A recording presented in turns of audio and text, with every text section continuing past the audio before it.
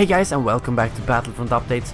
Today I wanted to discuss something fairly important and a very sensitive topic to many people, DLCs and how they are handled. If we're talking about the current Battlefront, there's nothing that can really be changed as the Season Pass is already rolling out and 2 out of 4 DLCs have been released. In my honest opinion, I'm not opposed to neither Season Pass or DLCs as long as the content is good. That is all that matters. If I play a game for 200 hours and they want to sell me more content to that game, I see that as a very reasonable thing to do, especially if you compare to how much you pay per hour of playtime compared to, let's say, going to the movies. In that case, this is extremely cheap entertainment. However, the way it's currently handled is far from ideal, because we will never live in a world where everyone can afford to buy every DLC or Season Pass released to a game. And many people simply don't want to pay extra, because a lot of people playing Battlefront just play every now and then and might have like 30 or 40 hours of playtime. And at that point you might not really need any new content to the game, especially not if you have to pay for it. What this then leads to is that the community gets split up, and in a game where it's already hard to find games in some regions, it becomes even harder, because now we have separate playlists for each DLC and only a fraction of those players actually have access to all playlists. The DLC playlists per se are very good and probably the best solution if you do have paid DLCs, as otherwise it would be very hard to find a game. The current Battlefront game is obviously too late to change the DLC plan for, so it will continue like it is right now. And as I said, I think it works pretty well for someone like me who plays a lot, because at that point the Season Pass cost is pretty much nothing compared to the playtime I'm getting from the game, but that is not the case if you're not playing as much as I do. But what about the next Battlefront game that we know DICE and Motive are currently working on?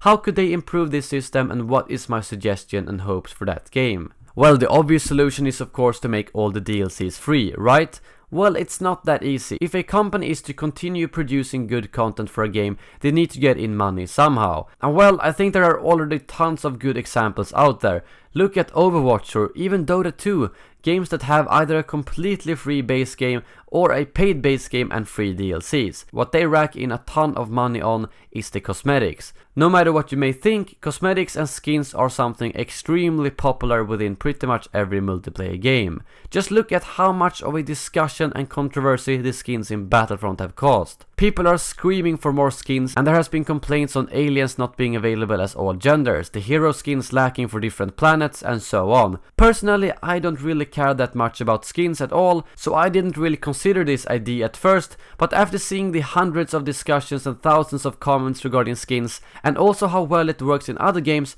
I think that the ideal solution for the next Battlefront game would be to introduce microtransactions that does not affect the gameplay, but that only allows you to buy cosmetic stuff. They can also make it like in Overwatch, where all cosmetic stuff are available to everyone. The microtransactions simply speed up the process a lot.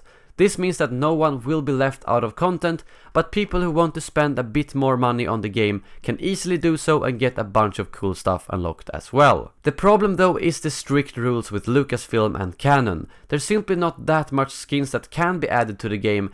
It of course depends on the era or eras of the next game, but still they can't just come up with new crazy skins. Lucasfilm unfortunately wouldn't approve that. So on top of skins, maybe they could add a bit of actual gameplay content. I personally wouldn't mind as long as the content is balanced and the weapons or possibly heroes available through the DLCs or microtransactions won't be these super good beasts that will beat all the non-DLC weapons or heroes.